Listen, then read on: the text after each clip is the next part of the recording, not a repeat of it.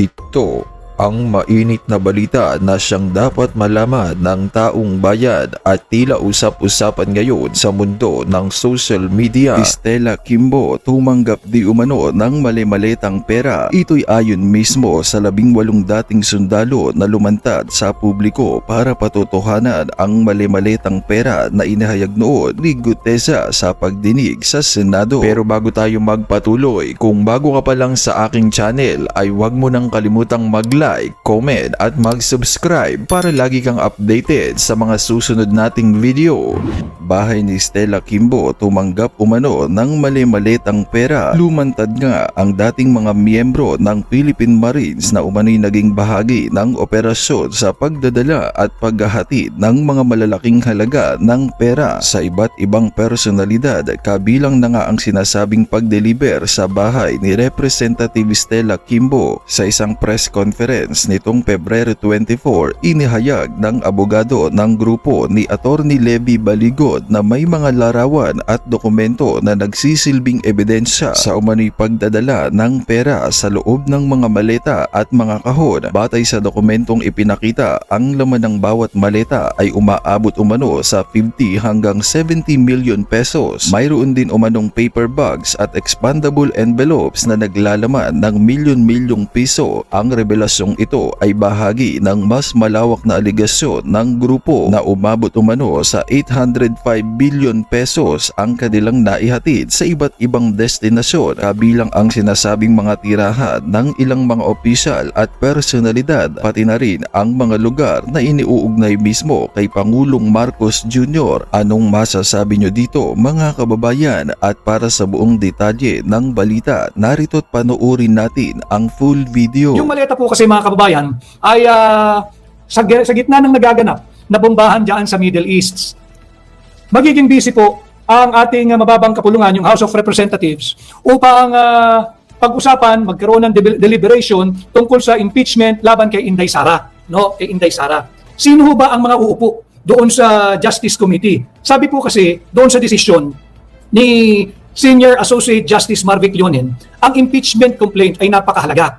Hindi ito dapat paglaruan at basta na lamang gagawing political tool. Sabi niya, yung impeachment, ang proseso ng impeachment, mahalaga yung mismong linalaman ng impeachment complaint. Pangalawa, hindi lamang ito usapin tungkol doon sa kung sino ang pinai-impeach. Kung hindi, kasali na rin kung sino ang nasa likod o kung sino-sino yung mga nagpapa-impeach. At syempre, yung mismong proseso, sino ang magde-deliberate o magde-determine when it comes to, you've been always hearing this, sufficiency in form and substance. Balikan ho natin yung affidavit ng 18 sundalo. Hindi pa po tapos ang usapin dito. Mas mahalaga po para sa akin muna unahin yung kapakanan at kaligtasan ng ating mga overseas Filipino workers. Kaya po inuna natin kataklismo. Tuloy na po tayo sa maleta. No? Hindi po biro-biro yung linalaman ng affidavit. Sinumpaan po ito ng 18 sundalo. Mahalaga po itong ipakikita ko sa inyo sapagkat maraming nagdidiskredito doon sa 18 sundalo. Hindi naman daw po lahat Marines. Hindi naman talaga. Dahil po doon sa simula pa lamang, ang nagsabi na kay maliban kay, I'm reading from the affidavit, maliban kay Romel C. Galapon na dating enlisted personnel ng Philippine Army at Ray Neboy O. Julian na isa namang reservist sa Philippine Army. So, wala pong mali dito. Hindi po inamin o hindi inangkin ng lahat ng sundalong ito na sila ay miyembro ng Philippine o dating kasapi ng Philippine Marine Corps. Naglabas din po ng pahayag yung pinuno ng Philippine Marine Corps. At tila imbis na yung kanilang motto, di ba? Yung honor, duty, valor, di ba? Karangalan, katungkulan, kabayanihan, di ba? Pinuna niya yung dating mga miyembro ng Philippine Marine Corps. Meron pong isinulat ang respetado, pakikita ko po sa inyo ha. Yung respetado, ito po yan. Si Major General Edgar Arevalo. Ano? Ito po siya, pakikuhaan po nyo. Major General Edgar Arevalo, retired. Si Major General Edgar Arevalo, siya po ay isang dating Marine, Patriot, Pilipino, at abogado. Isa rin po siyang kolumnista. Regular na sumusulat sa isang mainstream na pahayagan. Po siya, no? Meron po siyang article, napakaganda po nung isinulat niya. Respetado po ito, kilala po ito at hindi po matatawaran din ang integridad ng taong ito, si Major General Edgar Arevalo. Dahil sabi nga niya, basahin ko po ay yung parte na lang ng kanyang ginawang kolong. Napakaganda po kasi hindi ho natin pwedeng palagpasin. Ang sabi po ni Major General, retired Major General Edgar Arevalo na isang Marine, isang Patriot, Pilipino, abogado. Ito po siya uli, no? Ang dami nagre-request, patingin daw uli. At gwapo daw si Major General Edgar Arevalo. Ikas niyan. O. Bahagi ng isinulat, maraming salamat po sa 3,000 live viewers natin. Bahagi po ng sinulat ni Major General Edgar Arevalo, dating Marine, Patriot at abogado. Ang sabi ho niya, yung tungkol sa maleta, bago ho hinuhusgahan kasi nung mismong administrasyon. Makinig ho kayo sa naging article o pahayag ni Major General Edgar Arevalo. Abogado din po ito. Sabi niya, and I quote, "In the pursuit of truth and in holding all corrupt public officers accountable for malversation of public funds, we should encourage all persons claiming privity to the commission of the crime to reveal what they know. And by all, I mean everyone.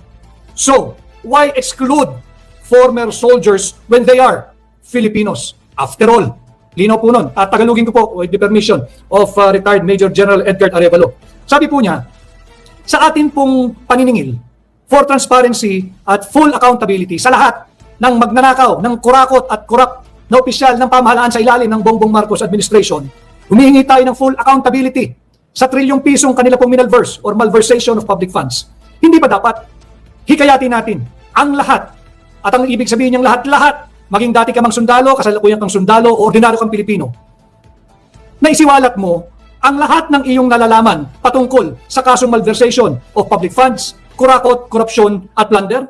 Ngayon, kung ito ang dapat na dahilanan, bakit natin isasantabi o babatikusin o wawalang baliwalain ang mga sundalo?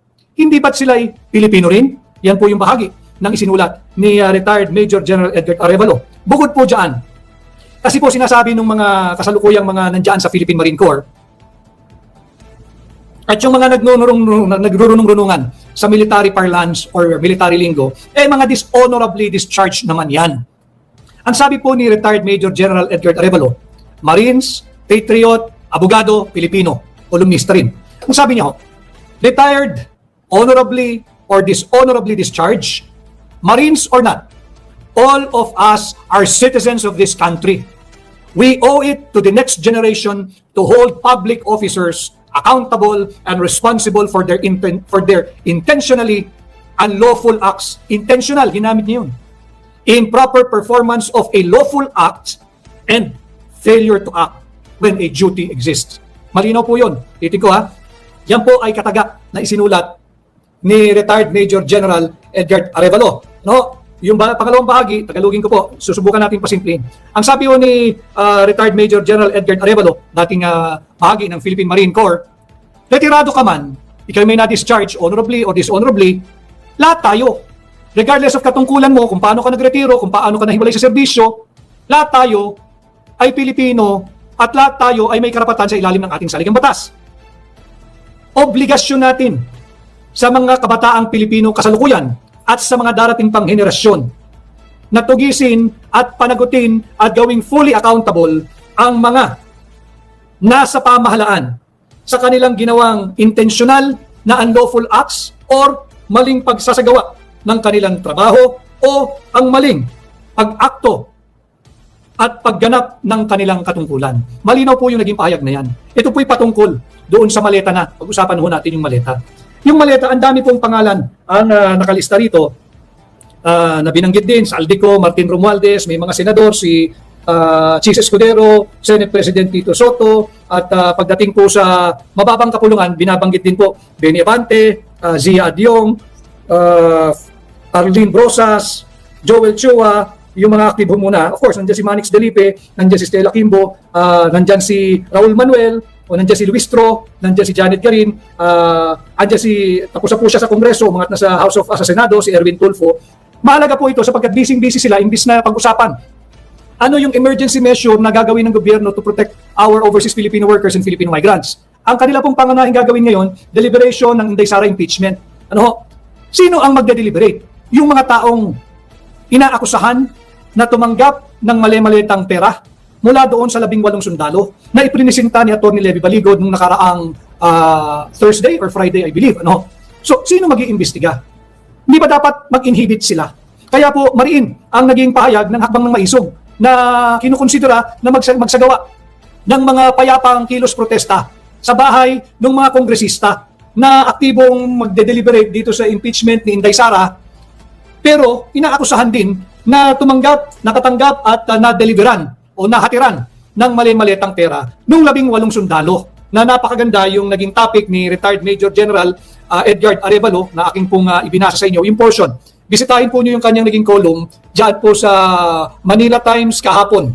Kahapon po yung kanyang column. Ito po si retired Major General Edgard Arevalo at ang kanyang description na pagsasalarawan sa kanyang sarili, Marine, Patriot, Abogado. No? So bisitahin po niyo yung column niya. Paano natin ngayon pagpapatuloy o gagawin yung deliberation? Lahat po yun may tama may bahid Di ba? So actually, pati po yung entire 28 members of the 28th Congress ang under scrutiny ngayon. Sila po yung under the microscope din ngayon. Especially yung mga miyembro ng Justice Committee ng House of Representatives. Bakit? Paano mo ngayon i-deliberate yung reklamo laban kay Vice President Inday Sara kung yung mismong magde-deliberate o bahagi ng deliberasyon meron pong seryosong akusasyon na tumanggap ng mali-malitang pera? Yun muna ang dapat nating resolbahin. Ano?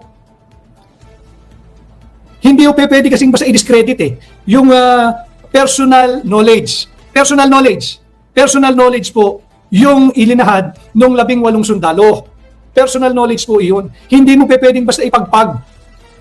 Tuyo na po yung damdamin ng Pilipino sa usapin ng korupsyon. Galit na Kahapon nga ako po ay linggo, nagsimba sa aming parokya. Naaawa na lang ako doon sa paring nagmisa. Ang topic po niya, yung pong nangyayaring hearing sa ICC. Natutuwa daw po siya at malapit nang mapanagot si Duterte at kini-question bakit daw maagang nag-anunsyo si VP Inday Sara sa kanyang kahandaan na kumandidato bilang Pangulo. Pero hindi ho niya pinag-usapan yung trilyon-trilyong pisong pinagnanakaw ng kasalukuyang administrasyon. Para lang po fair, sapagkat wala ka naman magagawa doon, misa po iyon Hindi dapat gamitin talaga yung homily para lang po isulong ang political interest, political leaning o political color nung nagmimisa, sapagkat hindi naman lahat po yun nagpunta doon dahil sila politically inclined. Kagaya ko po, I'm doing my Sunday worship and Sunday service, again, to fill up my spiritual bank, not to listen to the political pitch or political speeches or homily na politika pala ng kung sino mang pari. Ano? Ang nangyaring impression ko ngayon, to be fair, pagka kay Duterte, mapa Inday yan, mapa Tatay Digong yan, mapa Pulong yan, mapa Baste yan. Pagka Duterte, ang sigaw nila, Duterte panagutin. Yan. Pagdating kay Marcos, Marcos pagnakawin? Yun po yung dapat para bumalanse tayo. Kung may pananagutan, si VP Inday, handa naman niyang harapin. Sinabi niya maraming ulit Pero ang sigaw, Duterte panagutin. Tanong ko sa mga alyansang malansa, yung Akbayan, yung Makabayan, yung alyansang Kaing Saba, yung alyansa ng mga banal-banalan, yung away po ba dyan ngayon na nagaganap sa Middle East, kasalanan pa rin ni Tatay Digong Duterte? May kinalaman din ba dyan si VP Inday Sara Duterte? Pag kami nangyayari, ang sigaw nila, Duterte panagutin. Pero, pagdating kay Marcos, ano ang nabubuong impresyon? Galing sa mga nagpapakabanal-banal. Marcos, pag nakawin, patuloy ang pagnanakaw. Yun po dapat yung konteksto. Kaya yung panawagan, kumakalat na po yung panawagan na yung pagkukonsidera na magsagawa ng mga payapang pagkilos sa tahanan ng mga sasali dyan sa deliberation ng huwad na impeachment laban kay VP Inday Sara na inaakusahan naman po ng magigiting. Yung Brave 18, yung 18 sundalo na ngayon po sila pa yung dinidiscredito. Hindi po. I invite you, I urge you, go and read the column of retired Major General Edgard Arevalo kahapon sa Manila Times. Meron po siyang column. Himayin po ninyo. Napakalinaw, napakabalanse. Wala pong pinapanigan. Ang hinihingi lang niya, kagaya po ng hinihingi na Hakbang na Maisog, transparency and full accountability. Paano po yung mga pinangalanan dito sa affidavit? Notarized po ito At hindi naman po lalabas ang mga ito nang hindi totoo yung kanilang kwento. So, titinan din natin para lang meron tayong basihan. Sabi po ni Senior Associate Justice Marvic Leonen, seryosohin yung impeachment process. Huwag lamang yung ini-impeach, huwag lamang yung impeachment complaint, pati yung pagkatao na nagko-complain. Isa po sa pinangalanan doon ay si complainant po ngayon sa second or third impeachment complaint, yung dating kinatawan, Franz Castro. Ito po yung fact. Si Franz Castro ay minsan na pong na-convict, nahatulan po ito ng Regional Trial Court Branch 2 ng Davao del Norte.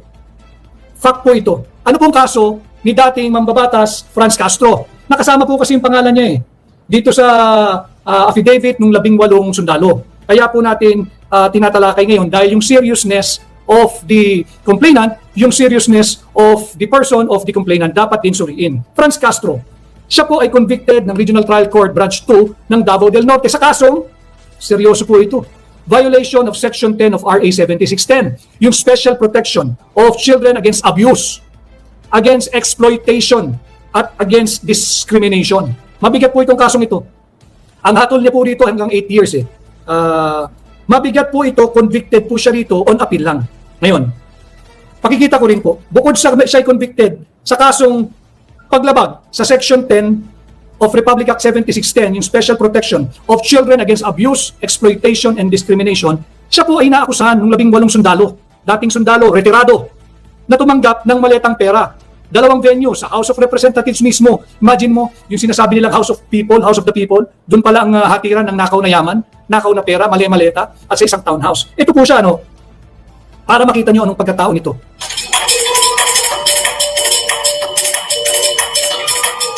Hanip, Lumarampa pa. Ulitin natin para yung mga kakakain lang, masok ako kayo. Biro lang ito.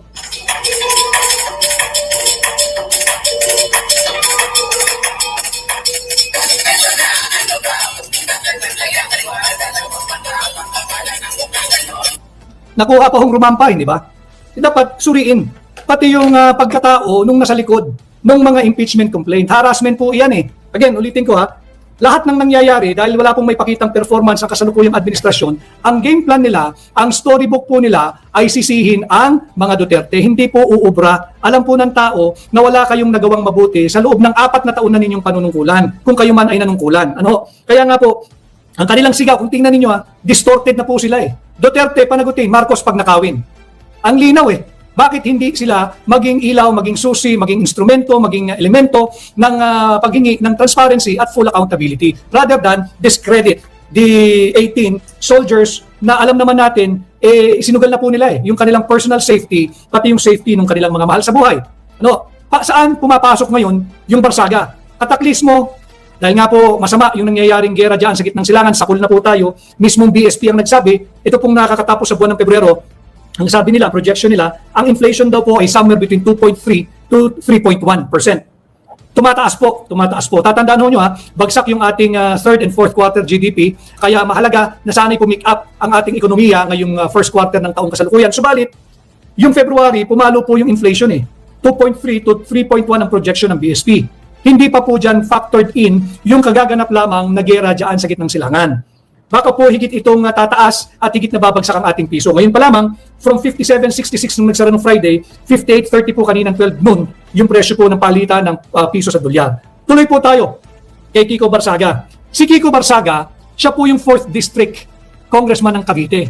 Alam naman ninyo na siya po ay nasuspindi initially for 60 days. Ano po ang kaso niya? Ang kaso po niya, na-extend po ito ng another 60 days. 120 days po lahat ang suspension ni Congressman Kiko Barsaga ng 4th District of Cavite. Ano ang kaso niya? Repeated, defiant misconduct. Kaya ko pinakita yung kay Franz Castro. Si Franz Castro convicted ni hindi po nakaranas ng suspension sa House of Representatives. Nakita nyo naman, rumarampa pa, nagmo-model-model pa. Itong si Kiko Barsaga, sinuspindi. Sinuspindi si Kiko Barsaga initially 60 days and it was extended to another 60 days. Ang nagpasuspindo, ang nag-complain po sa kanya, yung congressman ng Maynila, si Congressman Rolando Valeriano. Kumpara lang po natin si Kiko Barsaga noong 2025 May midterm election, meron po siyang 165,942 votes. Marami po salamat sa 3,000 live viewers natin. Sa YouTube po yan, mas marami pa po sa Facebook. Meron po siyang 165,942 votes. Si Valeriano ng City of Manila Congressman, meron pong 59,865,000 votes. Ano pong ibig kong sabihin? Makikita ninyo yung injustice, most especially to the people of the 4th District of Cavite. Wala po silang kinatawan, wala po silang representante, wala silang boses, wala silang tinig sa Kongreso. Sinuspindi po yung kanilang kinatawan si Kiko Barsaga. Samantalang yung mga taong convicted na, on appeal lamang ang kaso, higit pong mas malalim ang kasong violation of Section 10, Article 7610 of RA 7610, of Republic Act 7610 o yung Special Protection of Children Against Abuse, Exploitation, and Discrimination. Mas seryoso po yung dihamak kaysa doon sa issue nila kay Kiko, repeated defiant misconduct. Ano ho? Pero hindi nila sinuspindi yung Franz Castro all the time when she was still part of Congress. Bigyan natin ng reaksyon itong Facebook Reel. In-interview nila si Teacher Stella. Laban lang, Teacher Stella. Yan ang nakalagay. Nakakaawa eh. Inaamin ni Teacher Stella o Madam Chair Stella Kimbo na naapektuhan ang kanyang mga anak nang dahil sa mga issue laban sa kanya bilang dating kongresista dati hanggang ngayon, naisama pa siya sa listahan ng mga ex-marines na kompleto resibo yung delivery sa bahay. Tapos yung bike na nakabitin sa bahay niya ay parang nakita na ginagamit ni Teacher Stella, nagbabike.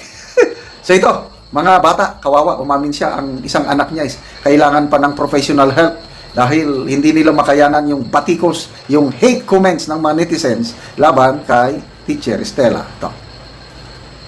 That was pretty tough on my kids. They would really get hate messages, and I didn't realize how hateful the messages were until I started reading them.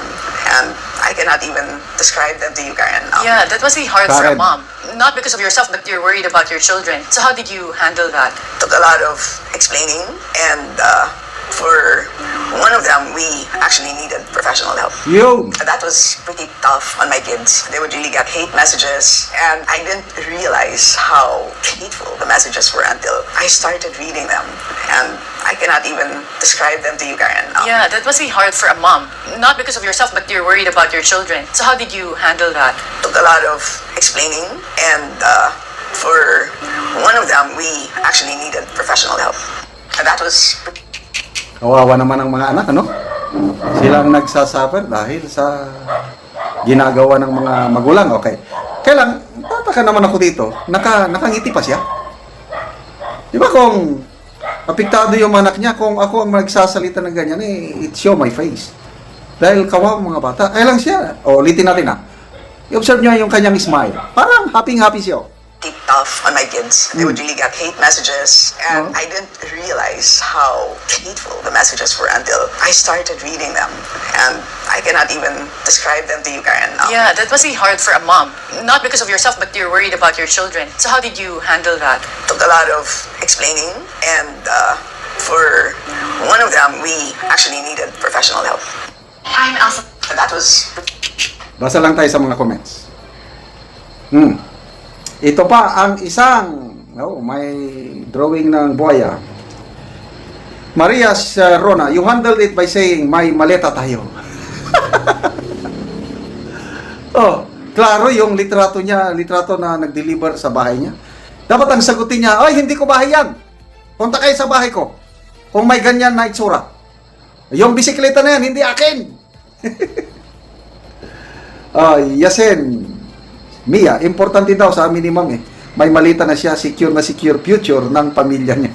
Bahala nang wala kaming pera. Yes. Ano bang mas mahalaga? Pera o yung dangal? Hindi kami mayaman. Kaya lang, ang may pagmamalaki ko sa aking mga anak is may dangal. Ang parents nila, ako, lalo na ako, na nag-serve sa government. And I can feel it na proud ang aking mga anak sa akin bilang tatay nila. Malala ko nga nung nag-retire ako nung 2015 on my 56th birthday. Yung anak kong bunso, yung nasa Amerika, gumawa siya ng article tungkol sa karanasan niya sa akin bilang daddy niya. At ipinablish niya sa Facebook. Mahaba. Sinaysay niya yung kwento ng aming buhay, yung her growing up mula nung ako'y tinyente, kapitaan, yung career ko, tapos yung unforgettable memories niya, yung kung saan-saan sila napupunta, yung umiiyak siya, I think grade 5 siya noon.